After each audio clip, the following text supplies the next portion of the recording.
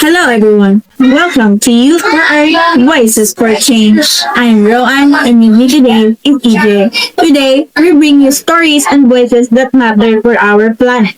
The heat has been unbearable. It feels like summer even though it's not supposed to be.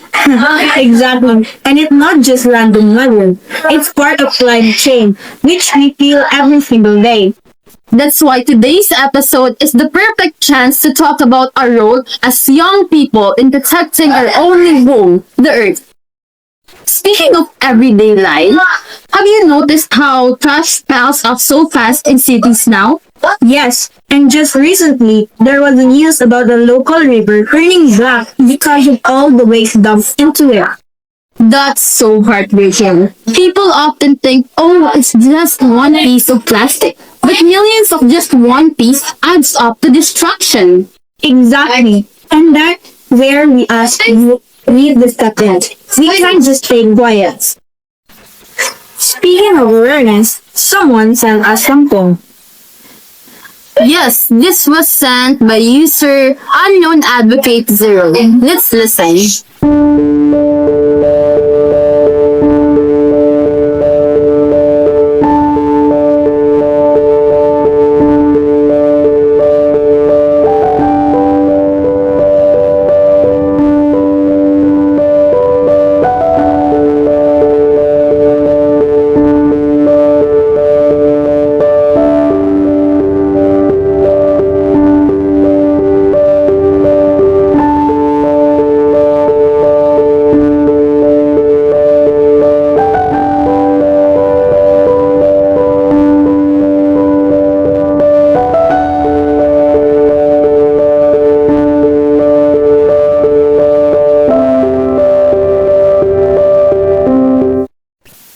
That's painful to hear.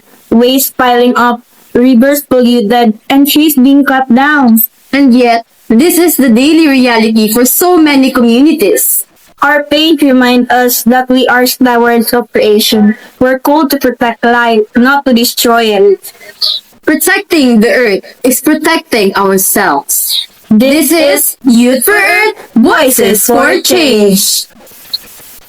Today, we want you to bring closer to the ground, literally. Our guest is Cyril, who has been closely connected to farming communities and shares the perspective of those cultivating land through decades of change.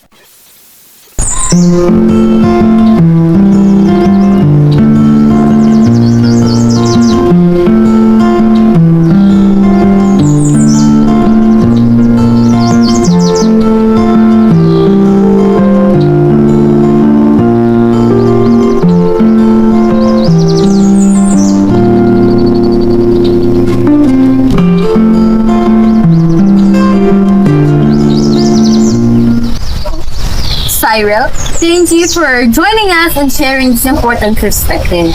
Now, can you tell us how farming has changed with climate change? In the past, the weather was predictable. Farmers knew the rain would come, the dry season would begin. But now, suddenly it rains too much. Suddenly, it's too hot. Farming is no longer stable. That must be very difficult. How do farmers cope with this struggle? They only try to support each other in their communities. But it's hard when people don't care about the environment. If trees being cut and trash keeps being dumped, farmers are the first to suffer. That's powerful. Thank you for reminding us faith keeps communities going and that fighting for the earth is also a fight for life itself. Cyril's story hits hard. As young people, it challenges us. What are we really doing with our life to help? Exactly. Personal growth isn't just about academics or careers. It's also about compassion, responsibility, and action for the earth. Our belief is simple. The earth is a gift, and every small action matters, like recycling, planting, and raising awareness. If the youth unite, we can amplify voices like Cyrus. We can bring hope to future generations. So, how can young people take action? Let's list a few. First, organize cleanup drives in your school or neighborhood. Second, start eco-break or recycling projects. Third, plant at least 1 tree a year. Fourth, spread awareness through social media. Fifth, live simply, less plastic, more reusable option. And most importantly, inspire others with your voice. Because faith without action is empty. We live out our beliefs through what we do every single day. Our faith teaches us this truth. When we destroy creation, we destroy life. But when we care for creation, we honor the Creator.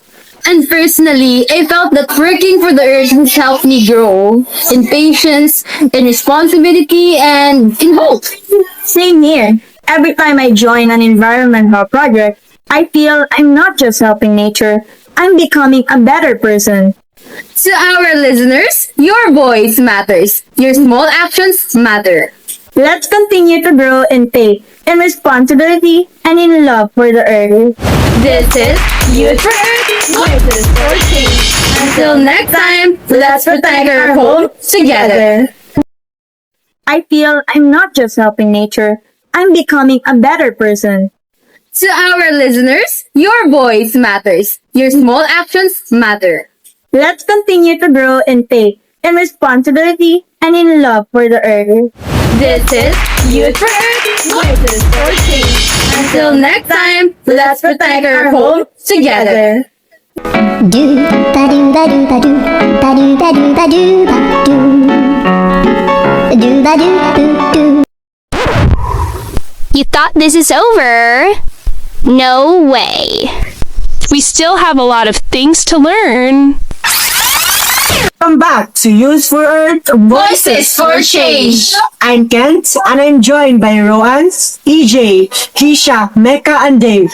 Today, we celebrate how young Filipinos are stepping up to become the driving force behind environmental advocacies across the nation. That's right. From climate strides and coastal cleanups to educational campaigns, youth-led movements are growing rapidly. Just recently, on April 21 to 23, 2025, over 270 young leaders gathered at the 7th National Youth Environmental Summit in Baguio City, representing communities across the Philippines. The summit emphasized empowering youth as green ambassadors, encouraging local climate actions. Filipino culture holds kabataan or the youth as pag-asa ng bayan or hope of the nation. Many campaigns use rich language, Tagalog, and local dialects to convey messages through slogans, songs, and arts that deeply resonate with communities. However, youth activists face challenges, limited funding, and sometimes being underestimated by adults, unbalanced activism with school and family responsibility. Still, support is growing with faith groups actively encouraging youth through prayer meetings and gatherings that lift morale and foster a collective mission for earth care. Social media plays a huge role. Youth are creating viral campaigns in Filipino languages that motivate broad participation, like the Gen Zero campaign, promoting waste-free communities.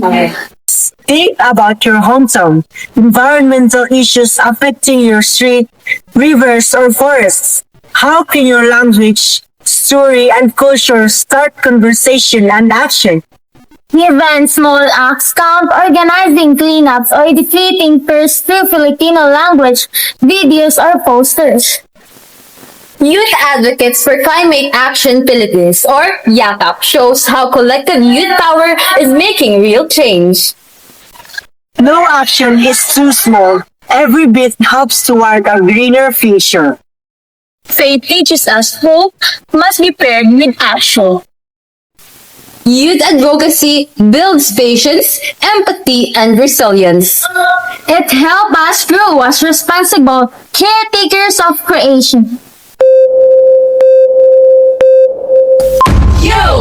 The youth are the hope. Your voice and actions matters. Thank you for participating on Youth for Earth,